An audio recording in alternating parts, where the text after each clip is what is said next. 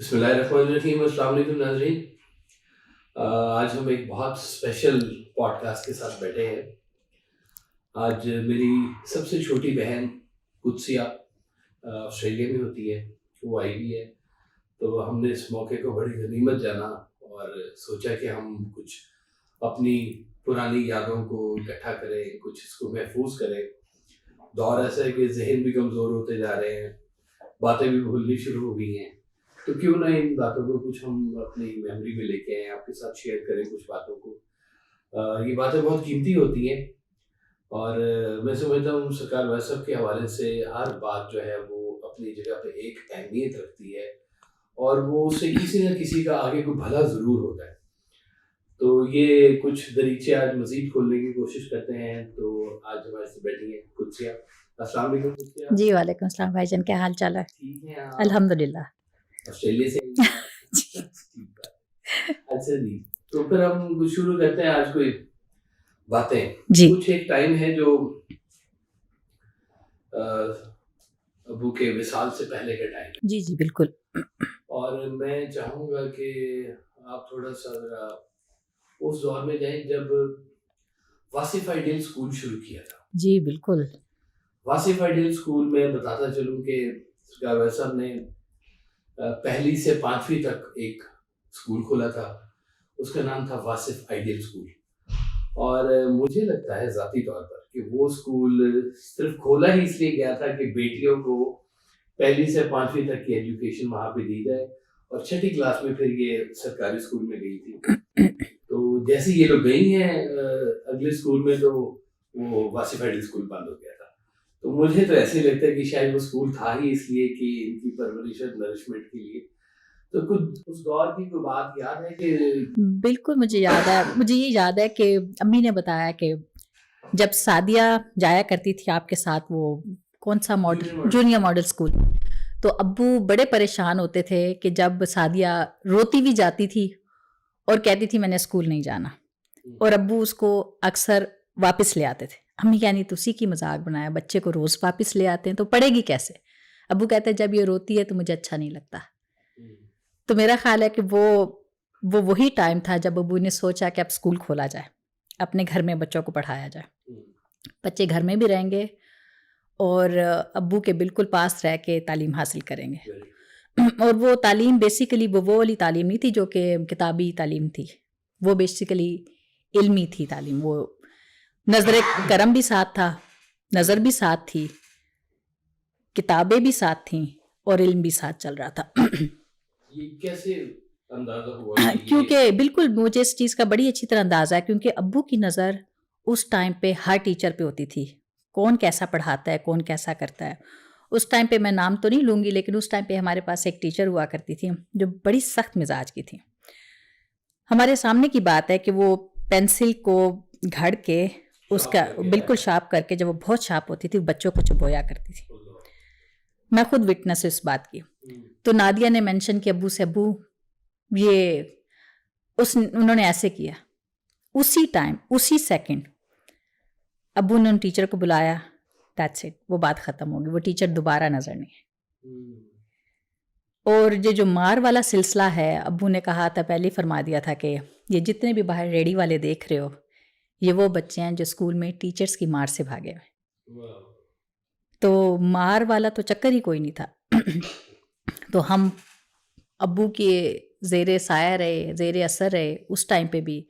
आपको याद होगा जब स्कूल ख़त्म होता था, तो वो स्कूल की सफाई करने वाली कोई आया करती थी। ठीक बात तो है। बहुत बहुत दफ़ा ऐसे हुआ कि अब्बू ऊपर विज़िट करते थे क्लासरूम का, तो मैं अब्बू के साथ थी। तो ऐसे ही जैसे पेपर गिरे हुए हैं, चीज़ें गिरी हुई हैं, पेंसिलें बच्चों की बची-कुची गिरी हुई हैं।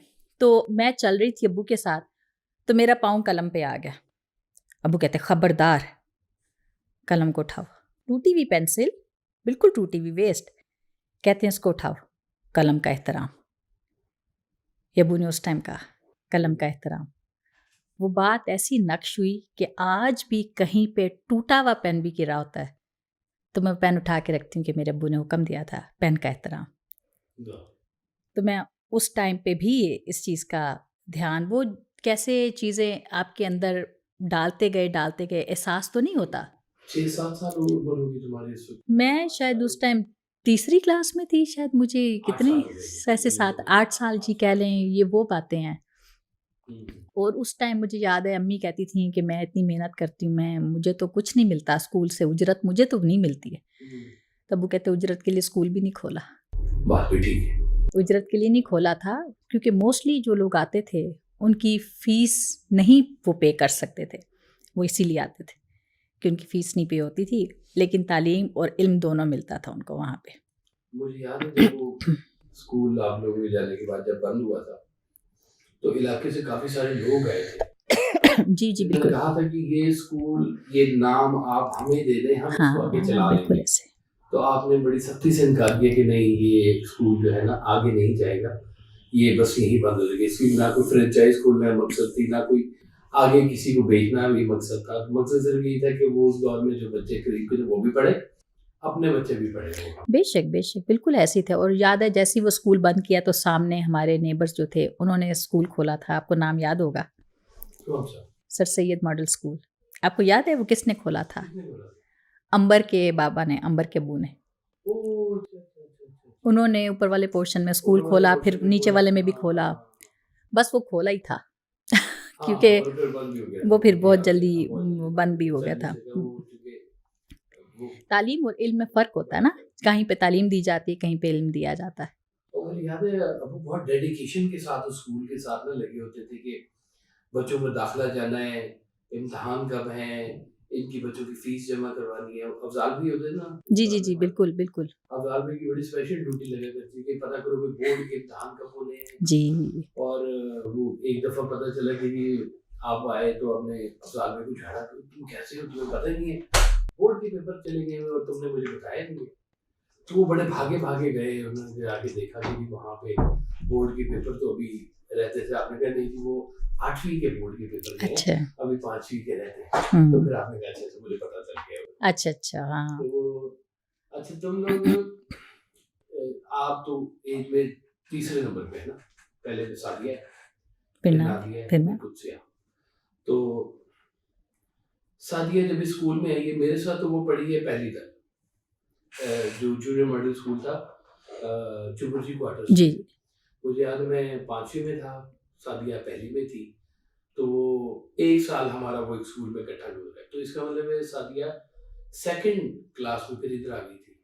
हाँ जी, मेरा ख्याल है ऐसी, क्योंकि जब मैं नर्सरी में गई थी हम तीनों ही ऐसी था कि जैसे तीनों ही एक एक साल का एक फर्क एक है, साल के एक फ़र्क एक से साल हम के एक एक फर्क। साल के फ़र्क से क्लासेस थी हमारी। तो जब वो स्कूल बंद होना था तभी बड़ी इंटरेस्टिंग बात हुई थी कि जब सादिया का एडमिशन हो गया था मुस्लिम मॉडल स्कूल में। अब नादिया ने जाना था और नादिया के साथ तलत ने जाना था, वो हमारे जो डॉक्टर साहब की बेटी थी। तो जब अब्बू उनका एडमिशन नादिया का करवाने गए तो मेरी बड़ी ख्वाहिश थी कि मैं भी नादिया के साथ ना मैं भी चली जाऊँ उधर। मैं 5वीं में, क्योंकि हाई स्कूल 6ठी क्लास से शुरू होता था, तो अब्बू जब वहाँ पे एडमिशन कराने गए हैं नादिया का, तो उन्होंने कहा कि हम आपकी दोनों बेटियों को ले लेंगे लेकिन तलत का भी एडमिशन नहीं हो सकता। जी। अब्बू ने कहा कि मैं अपनी एक बेटी को 1 साल लेट भेजूँगा, लेकिन जाएगी तो नादी और तलत इकट्ठी जाएगी। नादिया ने आके बताया तुम्हारा एडमिशन तो अब्बू ने कैंसिल कर दिया, अब तुम अगले साल जाओगे। मैं इतना रोई कि तलत के लिए मुझे अब्बू ने नहीं जाने दिया। अब्बू कहते नहीं, कमिटमेंट ये थी कि तलत का ही एडमिशन करवाना था और स्कूल वालों ने कहा था कि तलत का नहीं हो सकता, आपके आपकी दोनों बेटियों को मैं ले लूँ। तो क्योंकि वो प्रिंसिपल थी, क्या कि आपकी दोनों बेटियों को मैं ले लूँगी लेकिन फ़िलहाल इनका नहीं हो सकता। लेकिन अब्बू ने कहा कि नहीं, मैं अपनी एक बेटी को 1 साल बाद भेज दूँगा, लेकिन मैं इन 2 का एडमिशन करवाऊँ। और फिर वही हुआ कि मैंने 5वीं अपनी स्कूल में की और 6ठी में फिर मैं वहाँ पे गई। अच्छा ये जब दौर था ये स्कूल वाला, उसी टाइम पे घर पे महफिल भी शुरू हुई थी अभी, महफिलें। मुझे याद है यही स्कूल वाली जो कुर्सियाँ होती थी, बिल्कुल, वो नीचे लगा वो करती नीचे थी, हॉल हॉल में में बड़े लगा में कर। सेट कर देते थे और लोग जो है वो इन कुर्सियों के ऊपर, लाल सी कुर्सी, बिल्कुल, मुझे अभी तक याद है। वो लाल सी कुर्सी पे बैठते थे, जी। आपके सामने टेबल होता था, कुर्सी से वो लेक्चर, जो जुमेरात महफिल। अच्छा जी वो इस वासिफ आइडियल स्कूल के टाइम के बाद आप चली गई थी उधर गवर्नमेंट स्कूल में, जी हाई स्कूल में, हाँ जी, वो जो गुलशन गावी में था, मुस्लिम मॉडल स्कूल। उसका नाम तो मुस्लिम मॉडल स्कूल था। जी। मैं कितना अर्सा जाता रहा, मुझे नाम ही नहीं याद हम्म, कि मुस्लिम मॉडल स्कूल। तो वो मुस्लिम मॉडल स्कूल में फिर एडमिशन हुआ जी छठी में। जी जी अच्छा, फिर उधर से कहानी फिर आगे जी। छठी से जब मैं छठी गुजर गई रोध हो के, सादिया थी, सादिया ने मुझे बड़ा सपोर्ट किया क्योंकि ये हर ब्रेक में मेरे पास आती थी।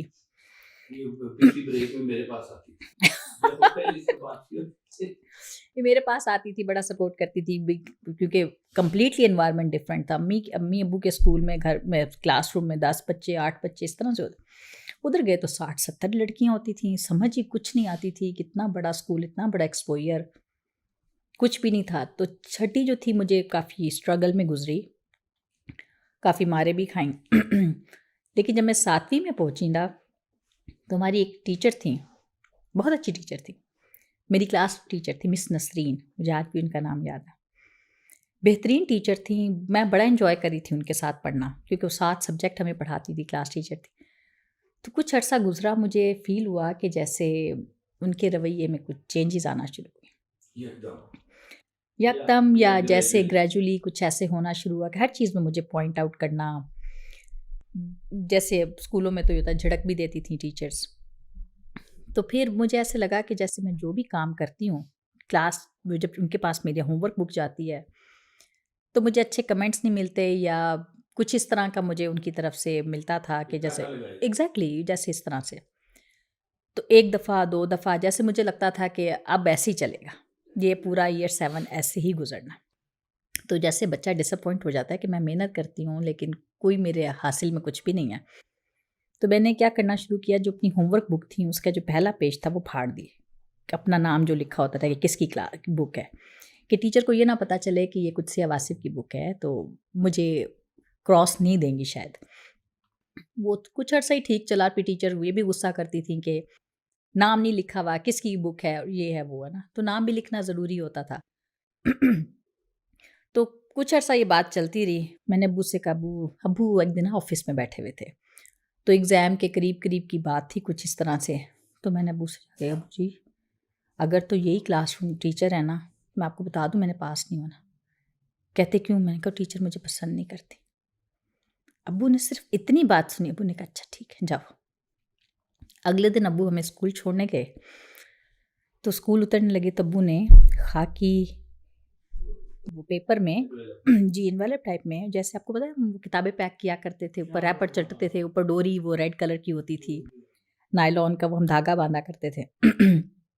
अब्बू ने मुझे कुछ निकाल के दिया, कहा बैग में रख लो, टीचर को दे देना, सिर्फ टीचर को ही देना, किसी को ना देना। मैं अच्छा दे दूँगी, पता नहीं क्या दिया अब्बू ने। मैं ऊपर जाके बैठी तो वो क्लास, वो टीचर का शुरू हो गया जो भी उनका लेक्चर वगैरह था, क्लास में वो सबक सुन रहे हैं, बड़ा रोला रप्पा मचा हुआ था। मैंने जाकर, मुझे याद है मैं अब्बू ने किताब दी थी, कुछ दिया था मुझे, मैंने जाके टीचर से कहा अब्बू ने आपको दिया। कहती क्या है? वो तो मुझे भी नहीं पता था उसमें क्या है। अब मैं खुद थोड़ी सी थी कि मैं देखूं तो सी उसमें है क्या। टीचर कहती आपके अब्बू ने भेजा है? मैं कहा जी जी अब्बू ने भेजा। बड़ी खुश, जैसे उनके चेहरे के एक्सप्रेशन बदले। उन्होंने जैसी डोरी खोली, अब मैं इधर से देख रही हूँ, टीचर दूर बैठी हैं कि अंदर से क्या निकला, अब्बू ने क्या भेजा। जब डोरी खोली तो किरण किरण सूरज। उन्होंने पहला सफ़ा खोला, मुझे नहीं पता उस पर वो क्या लिखा हुआ था, अब्बू ने क्या लिख के दिया। उसके बाद तो टीचर के जैसे एक्सप्रेशन टोटली बदल गए, फेस एक्सप्रेशन चेंज हो गए, जैसे कंप्लीटली डिफरेंट पर्सन सामने। वो देखती रही, खोलती रही, तो जैसे उनके चेहरे के तासुरात बदलते गए, बिल्कुल वैसे ही हो गए जैसे वो शुरू में थी। बहुत खुश, पता नहीं किस हद तक उनको खुशी। तो वॉक करके मेरे पास आई, कहते हैं आपके अब्बू साथ साथ खोल रही हैं, पढ़ रही हैं, मुझे कहती हैं आपके अब्बू सहाफ़ी हैं? मैं कहा सहाफ़ी? अब मुझे समझ ना सहाफ़ी क्या होता है। कहते अखबार में लिखते हैं। मैं कहा लिखते तो हाँ जी सहाफ़ी हैं। मैंने पैकेट बाहर डाल दी। अब मैं घर आई हूँ तो मैंने आते साथ ना पूछा, अम्मी से अम्मी अब्बू सहाफ़ी हैं? अब्बू अखबार में लिखते हैं? कहते यहाँ लिखते तो हैं। मैं कहा फिर सहाफ़ी हैं? हाँ सहाफ़ी समझ लो। मैं कहा वो करते क्या है? लाइक मेरे लिए उस टाइम ये बड़ा ही एक अजीब सा क्वेश्चन था कि जो फलानी फ्रेंड है उसके अब्बू डॉक्टर हैं, जो फलानी है वो कहती है अब्बू इंजीनियर हैं। तो मेरे अब्बू क्या करते हैं? और मैं बड़ी कंफ्यूज कि अम्मी अब्बू क्या करते हैं आप? ना कहीं जाते हैं, कभी गए होते हैं, कभी आ रहे होते हैं, आ रहे होते जा रहे होते हैं, ऐसे तो जॉब नहीं होती है। तो अब्बू क्या करते हैं? तो हर वक्त लोग आए रहते हैं घर पे, तो मुझे ये बड़ी क्यूरोसिटी थी कि अब्बू क्या करते हैं। अब अम्मी इतना थोड़ा सा तंग आके कहती हैं अब्बू अब्बू को लो आप ही पूछ लें। जैसे अम्मी को समझ ना आए मैं अब क्या जवाब दूं इसका। अब्बू कहीं दूर बैठे थे। अब्बू कहते हैं कोई पूछे तो कह देना मैं लिखता हूँ, किताबें लिखता हूँ, राइटर हूँ। कहा किताबें तो लिखते हैं, करते क्या है? मुझे फिर भी वो जहन में कि क्या करते क्या बेसिकली। अब्बू कहते बस जो भी पूछे तो कह देना राइटर हूँ, किताबें लिखता हूँ। मैं कहा अच्छा ये भी कोई प्रोफेशन होता ही होगा, ठीक है। वो बात आई गई होगी बिल्कुल। तो मैं वाकई में इसी मुझे होता था कि महफिलें होती हैं, क्या होता है, हमें महफिलों की ये एक्साइटमेंट होती थी, आज कितने लोग आए, ये बताना हमेशा ही बड़ा मुश्किल रहा है कि हमारे अब्बू क्या करते हमारे अब्बू क्या करते थे। हैं। हाँ, ये हमेशा से हमारे लिए बड़ा मुश्किल है। बहुत हाँ, क्योंकि वो सबके अब्बू और तरह से होते हैं। हमारे घर भी और तरह से होता था शुरू से। बिल्कुल हमारा घर की बिल्कुल हमारे घर की मिठाई के लिए मेरे दोस्त सारे इंतजार करते थे कि आज जुमेरात आएगी। कोई खिलाएगा मिठाई हमें।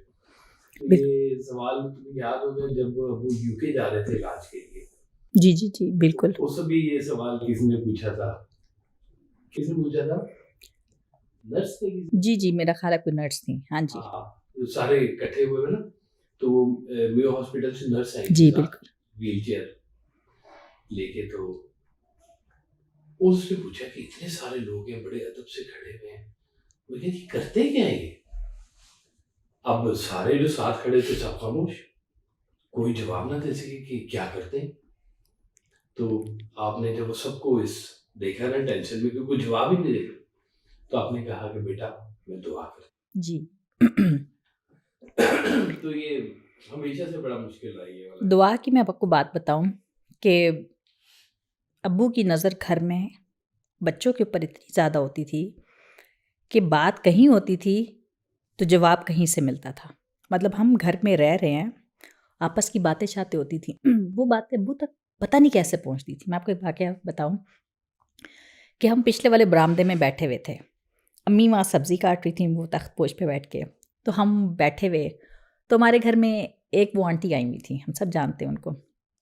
वो आके कहती हैं आप लोग तो बच्चे हो, मासूम हो, आप लोग इनको बद्दुआएं क्यों नहीं देते हो? इनको किन्हीं को, किसी को अच्छा। स्पेसिफिकली किसी को आप इनको बद्दुआएं दिया करो, और बच्चों की बद्दुआएं तो बहुत ज़्यादा कबूल होती हैं, इनको बद्दुआएं क्यों नहीं देते हो? अल्लाह इनको ये करे वो करे गलत करे वो। अब मैं नादिया और अम्मी ना एक दूसरे को देख रहे हैं कि क्या। इतनी देर में मुझे अंदर से आवाज़ आई, कुत्सिया। मैं भागी भी गई। अब्बू हॉल में अपनी चरपाई पे बैठे हुए, अब्बू ने ऐसे आंखें करके मेरी तरफ देखा, अब्बू की आंखें बिल्कुल लाल। आगे से कहते हैं खबरदार, हम बद्दुआ देने पैदा नहीं हुए, हम सिर्फ दुआ देने के लिए पैदा हुए। मैं उस टाइम पे भी काम गई कि बात तो बाहर बरामदे में हुई है, आप मुझे अंदर बुला के ये कह रहे हैं कि हम सिर्फ दुआ देने के लिए पैदा हुए, हम बद्दुआ देने के लिए पैदा नहीं हुए। अच्छा, एक और मैंने अपनी ऑब्जर्वेशन में कुछ चीज देखी थी, डेफिनेटली तुमने भी देखी होगी। बादलों के साथ अब्बू का रिलेशन ओ बहुत ज़्यादा, बहुत ज़्यादा। क्या फील किया था तुमने कभी भी इसके ऊपर? मैंने एक दफ़ा, मैं आपको बताती हूँ, बादलों के साथ अब्बू का कनेक्शन था बहुत ज़्यादा था। अब्बू हमें मदरसतुल बिनात से पिक करने आते थे। अंकल बनान जी, अंकल एजाज को ये गाड़ी चला रहे थे, अब्बू आगे ड्राइविंग सीट के साथ वाली सीट पे बैठे थे, पीछे मैं और नादिया बैठे थे। मैं इधर अब्बू के एग्जैक्टली पीछे बैठी थी, नादिया इधर साइड पे बैठी। गाड़ी चलना शुरू हुई घर की तरफ, अब्बू पीछे खिड़की में से बाहर देख रहे, हमें नहीं देख रहे, खिड़की में से बाहर देख रहे। वो आंखें जैसे ना कुछ ढूंढ रही हैं। थोड़ी देर गुजरी तो अब्बू ने फिर खिड़की में से देखा, बाहर देख रहे हैं, फिर देखा थोड़ी देर, फिर देख रहे हैं, फिर इधर साइड से खिड़की में अब वो देखे जा रहे हैं, और मैं अब्बू को देखे जा रही हूँ।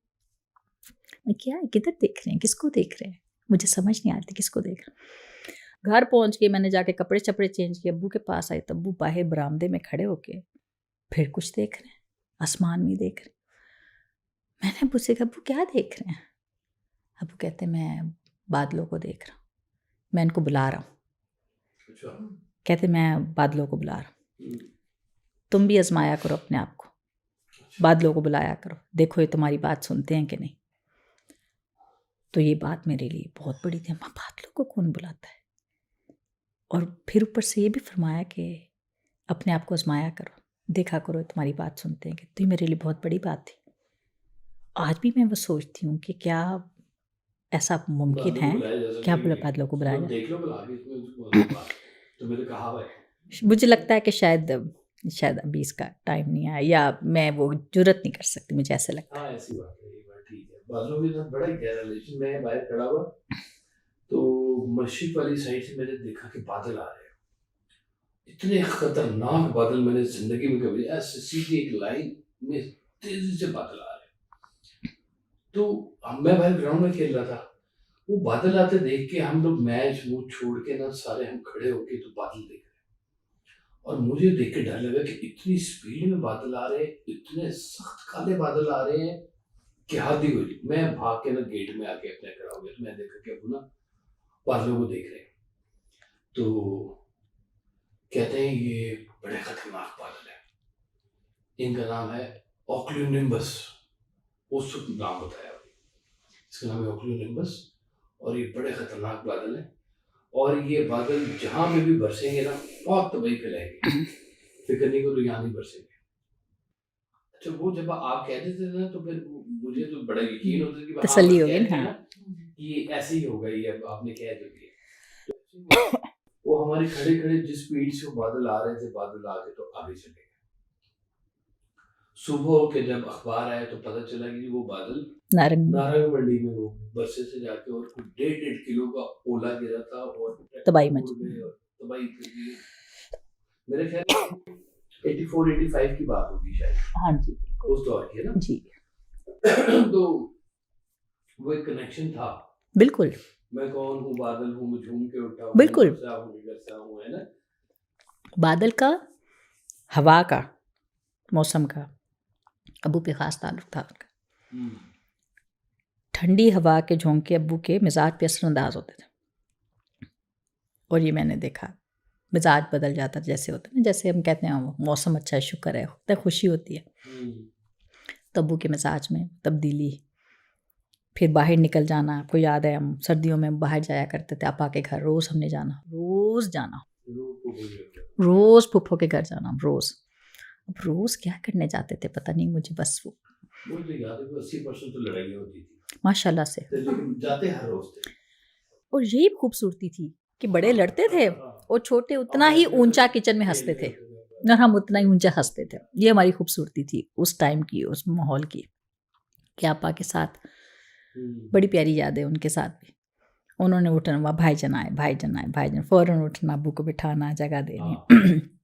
और हमने और बाजियों ने किचन में चाय शुरू कर देनी। हम किचन में जितना ऊंचा हंसते थे वो अंदर उतने। उस वक्त कभी फील हुआ कि कोई खास बात चल रही है ये सारे माहौल में, हमारे घर आम घरों जैसा नहीं है, यहाँ पे और तरह का सिस्टम चल रहा है हमारा, और लोग भी और तरह के आते हैं।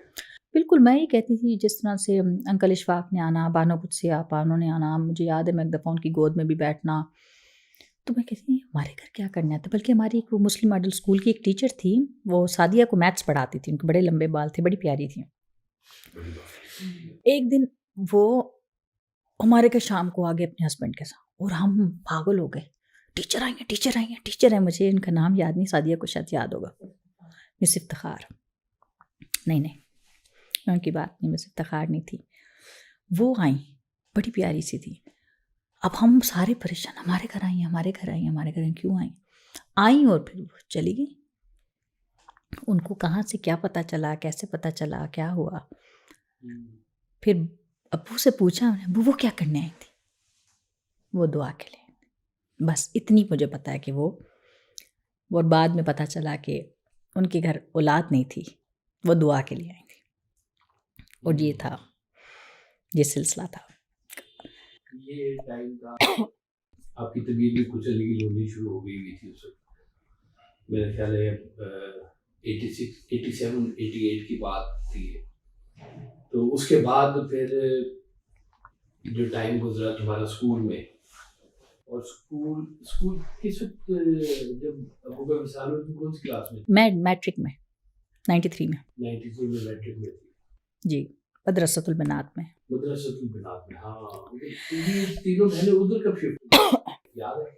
हाँ जी, सादिया तो जब ये गई थी 9th में, क्योंकि तब इधर साइंस सब्जेक्ट्स नहीं थे, मुस्लिम स्कूल मॉडल। में नहीं थे, हाँ। ये उधर चली गई, फिर बाद में नादिया चली गई, फिर बाद में मैं भी चली गई, बारी बारी हम तीनों ही उस उधर स्कूल में चले गए, मदरसतुल बनात में। तो वो जब मेरा जाने का टाइम आया तो मेरे साथ एक फ्रेंड थी, वो कहती बस हम दोनों ने ना डॉक्टर बनना है, साइंस पढ़नी। तो मैंने भी सोच लिया भाई डॉक्टर तो बन ही जाऊंगी, कुछ ऐसी बात नहीं है, निकम्मी हूँ कोई नहीं, वो डॉक्टर तो बनने में कौन सा मुश्किल काम है ना। तो मैंने अब्बू से कहा मैं वो साइंस पढ़नी। तब उन्हें बुला के पूछा डॉक्टर बनना है? अब मैं क्या बोलती। तब उन्हें कहा,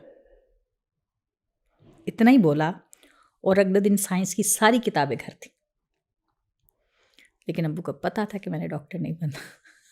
उन्होंने कहा कि इसकी जैसे बच्चों की इज्जत नफ्स भी होती है कि मैंने कहा कि मैंने डॉक्टर बनना और मैंने साइंस पढ़नी है, हालांकि मैं बिल्कुल टोटली फ्लॉप थी साइंस में। बच्चों को नहीं बात समझ में आ सकती नहीं आ सकती, बिल्कुल वो नहीं आ सकती, और वो नहीं था मेरा टेम्परामेंट बिल्कुल भी साइंस पढ़ने वाला, और इवेंचुअली नहीं पढ़ी गई।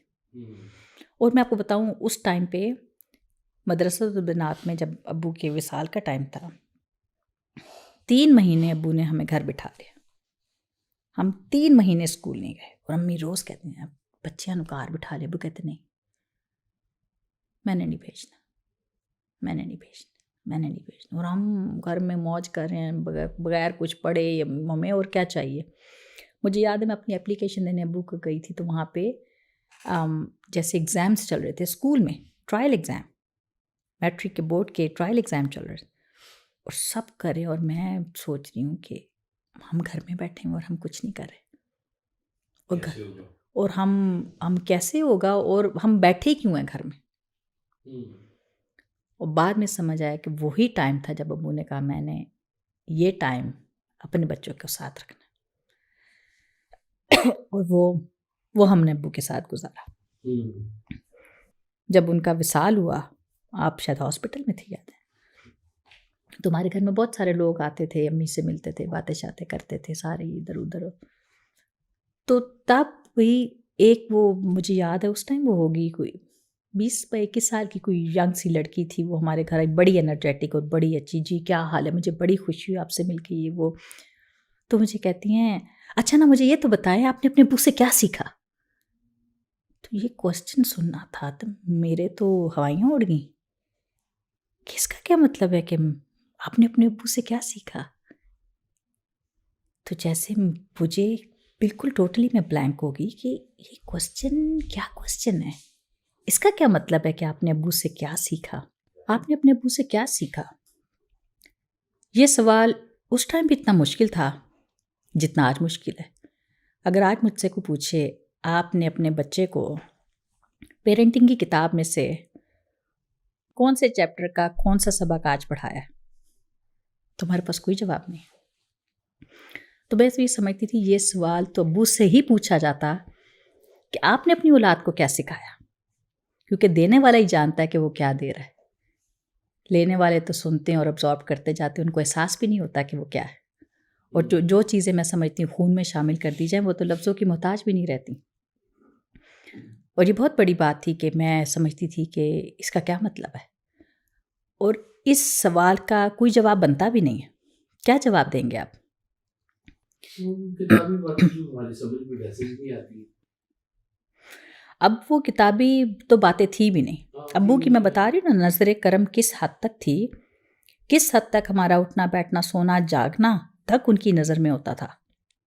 तो इतनी बड़ी बात ये कहना कि आपने अपने अब्बू से क्या सीखा, ये बहुत ही मुश्किल सवाल था। लेकिन मैं एक चीज़ ये जानती हूँ कि जो हमारा ज़र्फ़ है, हमारी अब्बू ने इसको बहुत ज़्यादा आजमाया, और मेरा ख़्याल है कि इसी की ही तरबियत दी। कब से ये याद नहीं, लेकिन जब होश संभाला हमने और पहली बात कोई ख्वाहिश नहीं होती थी, सच्ची बात है। जिस किस्म के हमारे हालात थे, मैं समझती हमारे घर में रिस्क की कुशादगी सी, हालात बहुत तंग थे, आपको पता ही है। ख्वाहिश का जन्म लेना पॉसिबल ही नहीं था उस टाइम में। आप बाहर निकलते थे ना, आप बाहर निकलते ना, हमारे पास तो कोई आउटलेट ही नहीं थी। हमने कहाँ जाना, ज़्यादा सामने एक तल्लत के घर चले जाना, एक हम सामने वो नेबर हैं उनके घर चले जाना, वो भी वो आके लेके जाती थी तो हम जाते थे।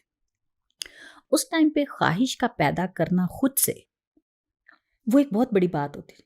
अब जैसे हमारे लिए इस्लामाबाद जाना ज़िंदगी का सबसे बड़ा वो टाइम होता था कि जय छुट्टियां आ रही हैं, हमने इस्लामाबाद जाना है। इस्लामाबाद का ये मतलब है अब्बू अम्मी कहीं और हम कहीं और बस मौज टाइम। और हम वाकई में बहुत इंजॉय करते हैं। बिल्कुल ठीक बात है। और वो ये इस टाइम से पहले कोई खास बात, कोई मेमोरी और अब्बू की? जी बिल्कुल, मैं वो ये बता रही हूँ कि अब्बू ने हमारी किस तरह से बर्दाश्त को उस पर काम किया, अब्बू ने बहुत किया। तो पहली बात वही ना, ख्वाहिश कोई नहीं होती थी। आपको याद होगा कि अली भाई ने एक दफ़ा अब्बू से इजाज़त ली कि वो हॉर्स एंड कैटल शो लगना है, तो अगर मैं बच्चों को ले जाऊँ। तो हमारे लिए तो यही हंसी की बात थी, अब्बू और हमें जाने दें, सवाल ही पैदा नहीं। आपने आके बताया हुई अब्बू ने इजाज़त दे दी।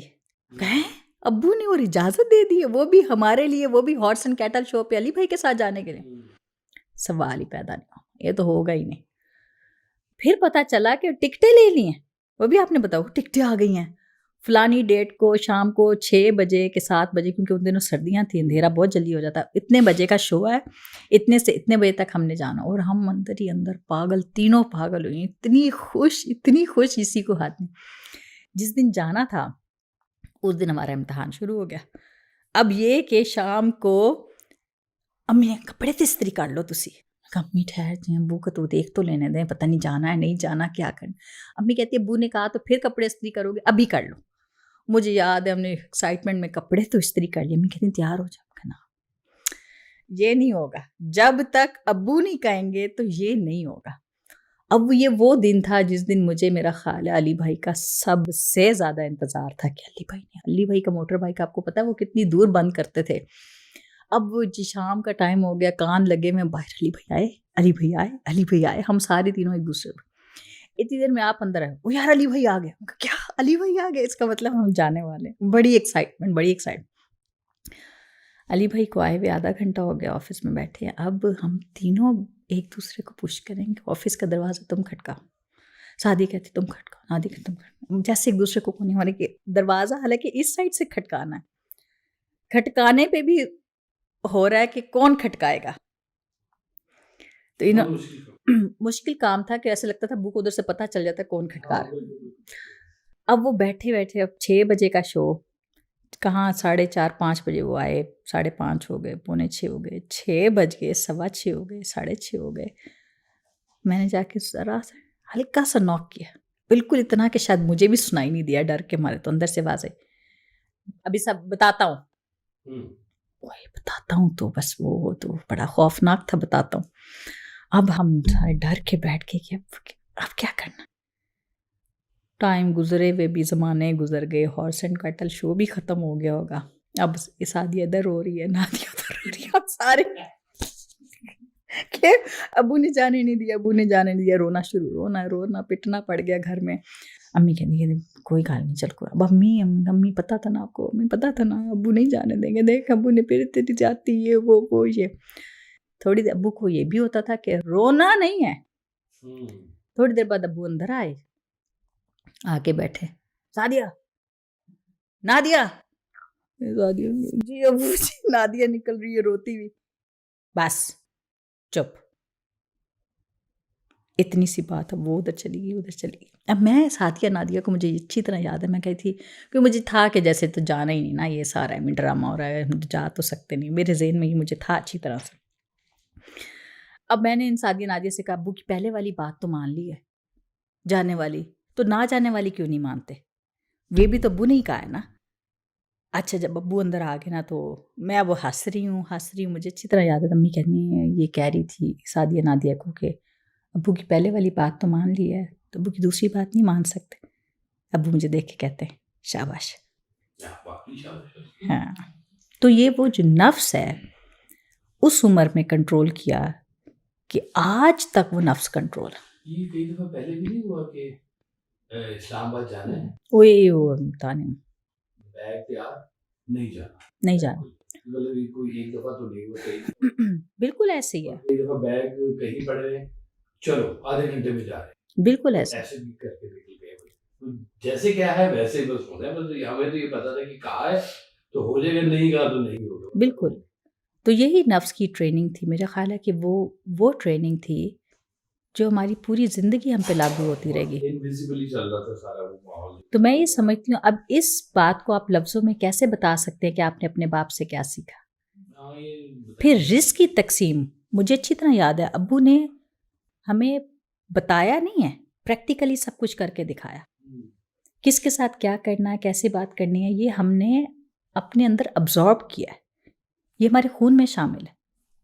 हमारे घर में जो रिस्क आया करता था, मुझे याद है कि नीचे बोरियां सारी गंदम की, चावल की, जो भी होती थी, लिफाफे आते थे, ये चाचू का हिस्सा, ये फूफो का हिस्सा, ये इसका हिस्सा, ये हिस्सा, ये। और वो इतनी दूर दूर बैठे हैं भी, आप अभी आज बांध रहे हैं, एक सरगोदा है, एक खुशाब है, एक इस्लामाबाद है, एक इधर है।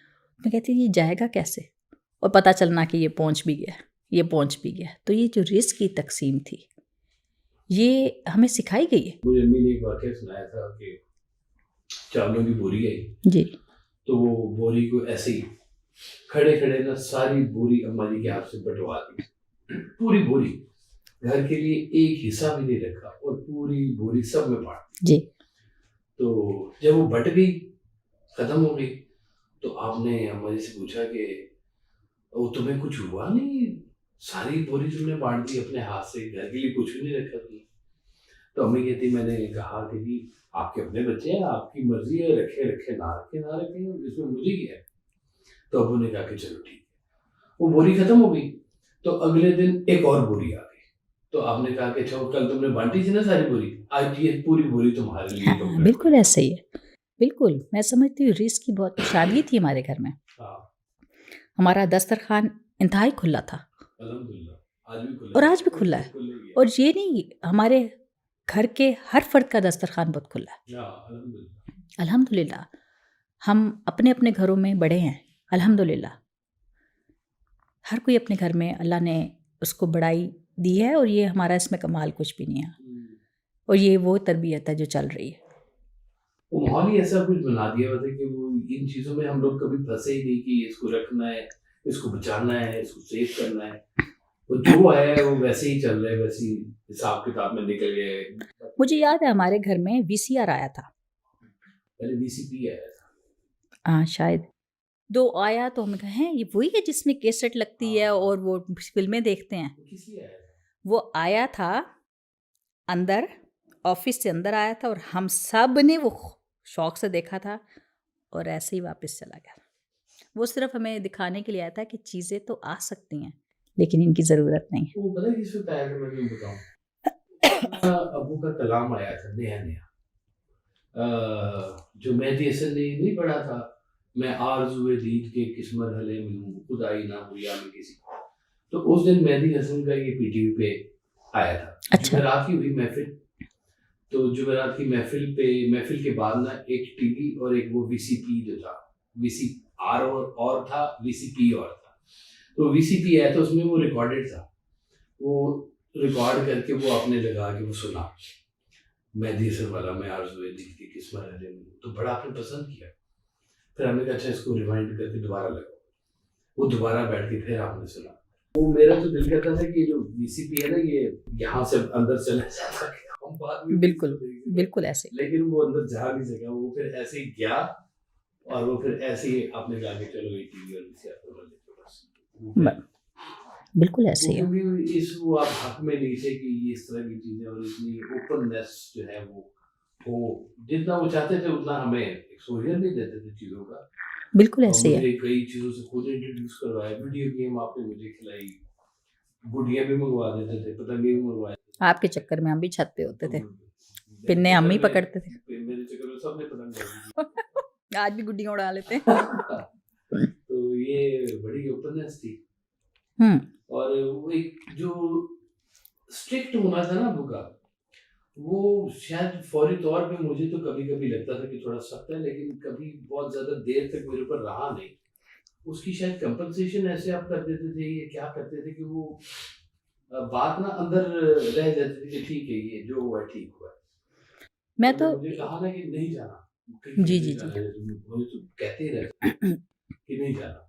तो वो नहीं जाना तो मुझे उस वक़्त तो बुरा लगता था, लेकिन शायद 1 आध घंटे के बाद मैं सब कुछ ऐसे मेरा नॉर्मली चल रहा होता था। भाईजान मैं बताऊँ, मुझे तो अभी भी डाँट पड़ती है अब्बू से। सुभान अल्लाह, पढ़नी चाहिए, ठीक बात है। बहुत सी ऐसी बातें जैसे कहें ना कि ज़हन में सवालात आते हैं, कि मैं कहती हूँ कि ये सवाल होता तो मैं अब्बू से अब पूछती। मुझे उन सवाल के जवाब भी मिलते हैं और बहुत सारी ऐसी बातें आसिफ कहते हैं देखो अब्बू ने डाँटा तुम्हें। मैं वाक़ई बता रही हूँ कि वो रास्ता देते हैं अब्बू, गाइडेंस होती है और आज भी है हुँ, और आज भी मिल रही है। क्योंकि मैं वहाँ पे रहती हूँ, बहुत सारी बातें शेयर नहीं होती हैं आप लोगों से। हालात मैं ये समझती हूँ कि जब आप ज़िंदगी गुज़ार रहे होते हैं, मियाँ-बीवी भी ज़िंदगी गुज़ार रहे होते हैं, उसके बावजूद आपकी ज़ाती ज़िंदगी और होती है। एक ज़ात का सफ़र और होता है।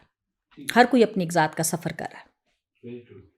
तो वो ज़ात के सफ़र में कोई भी शरीक नहीं होता, वो सिर्फ़ ज़ात तक होता है अपनी, और उसमें आप इर्तिका की मंज़िलें मेरा ख़्याल है तय करते रहते हैं। स्लोली ग्रेजुअली आप उसमें चेंजेस देखते रहते हैं, मैच्योर होते रहते हैं।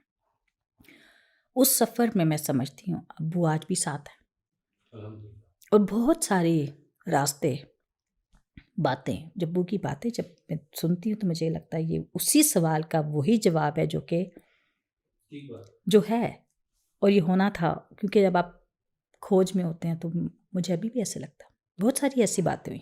चलो अब इसको वाइंड अप करते हैं थोड़ा-सा, ये तो बड़ी लंबी बात है, इसकी एक पॉडकास्ट नहीं, कई हाँ कई जी, काफ़ी बिल्कुल। सेगमेंट मिलके हम कोशिश करेंगे कि इस तरह से साबिया और नादिया को भी इसमें काबू करें, ज़रा उनकी भी बातें सुनें। 3 बहनें, 3 बहनों में नादिया को आप कहते थे शहज़ादी, हुँ। मेरी शहज़ादी है ना? तो सादिया, नादिया, कुदसिया, ये तीनों की डीलिंग में क्या फ़र्क लगता था तुम्हें उस वक़्त? उस टाइम तो यकीन करें, उस टाइम तो ये भी एहसास नहीं होता कि माँ-बाप होते क्या हैं। सच्ची बात है, ये एहसास नहीं होता।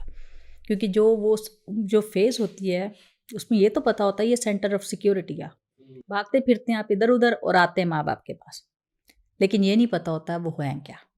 कितनी सेंस ऑफ सिक्योरिटी है, ये नहीं फ़ील होता। आप सिर्फ़ उनके पास प्यार के लिए जाते हैं और हुँ, वो औलाद को क्या देते हैं, ये तो बाद में एहसास हो, क्योंकि बाद में, हाँ। जिस जिनकी एज जिनकी में अगर पता चलता है। जिस एज में उन्होंने पर्दा फ़रमाया, उस एज में तो ये भी समझ नहीं आती थी अब्बू हैं क्या? क्या थे? क्या खोया हमने बेसिकली? हुँ, क्या सिर्फ़ सेंटर ऑफ़ सिक्योरिटी खोया हुँ, या और बहुत कुछ खोया? डेफ़िनिटली हमने बहुत कुछ खोया था। डेफ़िनिटली। डेफ़िनिटली बहुत कुछ खोया था। लेकिन वो चीज़ें अभी तक हमारे साथ हैं। बड़ी खुशकिस्मती हमारी। ठीक बात है, ये तो बहरहाल सफ़र है और मैं समझता हूँ कि इस सफ़र में आपका हमारा साथ है, था, है और रहेगा। मैं तो समझता हूँ कि जैसे उस दौर में मुझे फ़ील होता था कि हर वक़्त मुझे देख रहे हैं। हुँ, मैं कहीं पर भी होता हूँ ना, चाहे मैं छुप के स्नूकर खेल रहा होता था या छुप के वीडियो गेम खेल रहा होता था, तो मुझे ये सेंस होती थी कि ये ना इनको पता लग जाए ना ये मैं ये कर रहा हूँ। हुँ। मुझे ये बात इनको पता लग जानी है कि ये मैं प्लानिंग भी पूरी बात को रोकने की, लेकिन मुझे ये पता था कि ये मुझ नज़र में रहनी है ये मुझे बात। ये याद है जुम्मे को जब अब्बू महफ़िल के लिए जाया करते थे, जी हाँ, आप मोटर बाइक जब निकालते थे, हाँ जी, टायर तो के निशान हम साफ़ करते थे। मुझे पता है। हमने झाड़ू मारनी, टायरों के निशान साफ़ करने, मट्टी साफ़ करनी और अब्बू का पहला क्वेश्चन रहता है, किधर गए थे? हाँ, बट टायर के निशान ही नहीं है, कोई हमने एविडेंस नहीं छोड़ा। बिल्कुल बड़ी कोशिश करते हैं लेकिन कभी नहीं हम। अब्बू ने बात ऐसा कहना, किधर गए थे? बिल्कुल ठीक बात है। तो ये जो नज़र है, ये आज तक है। ये आज तक है और रहेगी भी। बिल्कुल। चले हो साथ तो ठीक बात। हिम्मत ना हारना, बस सिर्फ कि मंजिलों का तसव्वुर मेरे सफ़र। बेशक ऐसे ही है। बस मैं समझता हूँ ये सफ़र की हमारी कामयाबी यही है और इसकी कामरानी भी यही है कि ये सफ़र में आपका साथ रहे और ये जिस तरह से आपकी नज़र है, वो नज़र हम पे हमेशा रहे, ये दुआ भी करते रहते हैं। और जहाँ गलतियाँ होती हैं आपकी तरफ से तब्दील भी आती है। बेशक ऐसे ही है, बल्कि मैंने कुछ अर्सा पहले लिखना शुरू किया। वो भी एक नज़र करम ही थी। बेशक। तो मैंने जब भी लिखा, हम्म, मैं सुबह उठ के उसको पहचान नहीं सकी ठीक बात। कि लिखा हुआ भी आप अपना पहचान ना सकें, कि ये सवाल ही पैदा नहीं होता कि मैं नहीं लिख सकती ये।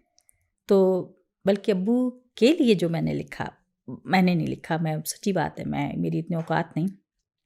लेकिन फिर मैंने लास्ट जब मैं आई थी कुछ महीने पहले, अम्मी को सुनाया। मेरी एक बहुत बड़ी ख्वाहिश थी, मैं आपको बताऊं, कि जब वो वापस आए इंग्लैंड से और हॉल में जब हम लोग सारे बैठे हुए थे, आप नहीं थे, चाचूस थे, अम्मी अंदर थी, तो मैं, नादिया, सादिया, हम तीनों हॉल में बैठे थे। अब्बू कहते हैं अम्मी को बुला के लाओ। अम्मी को बुला के लाऊं, इतने बंदे बैठे हैं, अम्मी को बुला के लाऊं। मैंने अम्मी को जाके कहा, अम्मी अब्बू बुला रहे हैं। कहती मुझे बुला रहे हैं अंदर जिंदगी में? मैं कहती हूँ उससे पूछ के आओ, बुर्का पहन के आऊँ या चादर लेके आऊँ? मैंने आके पूछा, वो अम्मी कह रही हैं कि बुर्का पहन के आऊँ कि चादर लेके? अब्बू कहते हैं चादर लेके। अम्मी चादर लेके पूरा कवर करके आ गई और आके अब्बू के साथ बैठ गई। इधर हम तीनों बैठे हुए, और लोग भी बैठे हुए, खड़े हुए, सारे अदब से खड़े। अब्बू कहते सब सुन लो, ये आज से तुम्हारी माँ है। फिर हम तीनों से बारी बारी ये कहा कि कहो कल जो होने वाला है मैं उस पर राज़ी रहूँगी। मम्मी क्या पता, हमने कहा अच्छा ठीक है जी, राज़ी रहूँ। सादिया बोलो, कल जो होने वाला है मैं इस पर राज़ी रहूँगी। नादिया बोलो, कल जो होने वाला है मैं इस पर राज़ी रहूँगी। हाँ काशिदी माँ बोलो, कल जो होने वाला है मैं इस पर राज़ी रहूँगी। उस टाइम मेरी एक ख्वाहिश ज़रूर पैदा हुई।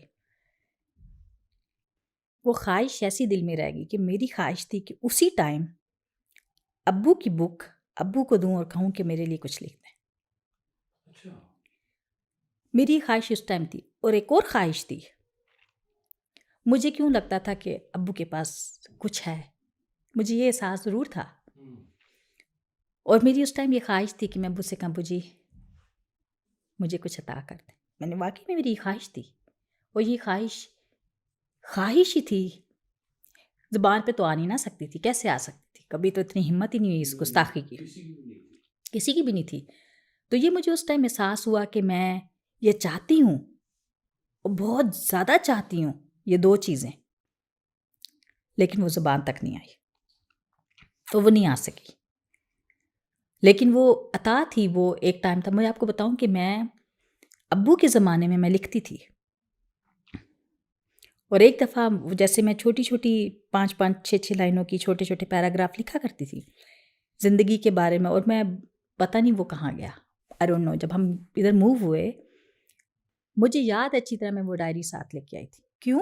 क्योंकि एक दफ़ा अम्मी ने वो अब्बू को पढ़ा दी डायरी। अब्बू ने मेरे ही 4 लाइनों के नीचे 6 लाइनें और लिख के दी। अच्छा। हाँ, और वो लिख के दी, और वो मेरे लिए बहुत ही मोतबर थी किताब। लेकिन वो सिलसिला वहीं ख़त्म हो गया। वो डायरी अचानक कहाँ गायब हुई मुझे नहीं पता। मुझे ऐसे लगा कि जैसे कहा गया है कि बस अभी नहीं, बिल्कुल भी मुझे ऐसे लगा, मुझे ये कहा गया कि अभी नहीं। और उस चीज़ को दोबारा होने में बहुत टाइम लगा। मैं 40+ की हुई तो वो सिलसिला शुरू हुआ, लिखने का शुरू हुआ। और ऐसे ही लिखते लिखते लिखते, क्योंकि मैं हमेशा आसिफ को दिखाती हूँ, वो करेक्ट कर देते मुझे, वो लिखते लिखते लिखते तो लिखा। फिर मैं चाहती थी कि जो चीज़ मैं अब्बू से नहीं कह सकी, मैं अम्मी से कहूँ। फिर जब मैं आई तो मैंने अम्मी को सुनाया और अम्मी को पेन दिया, अम्मी इस पे कुछ लिखे। तो अम्मी ने डायरी पे मुझे हर चीज़ पे कुछ ना कुछ लिख के दिया। मेरी प्यारी बेटी, बहुत अच्छा, बहुत प्यारा, माशाल्लाह। अम्मी ने, मैं चाहती थी कि ये काम मैं अब्बू के थ्रू होता, लेकिन वो मुझे था ये अभी हसरत ना रह जाए। और मैंने अम्मी से कहा, अम्मी मुझे भी नहीं पता, मैं पढ़ रही हूँ, आप सुन रही हैं, आपको अच्छा लगता है, मुझे लिख के दे। और अम्मी ने हर पेज के ऊपर लिख के दिया। अगर आप कहें तो मैं कुछ शेयर करना चाहूँ।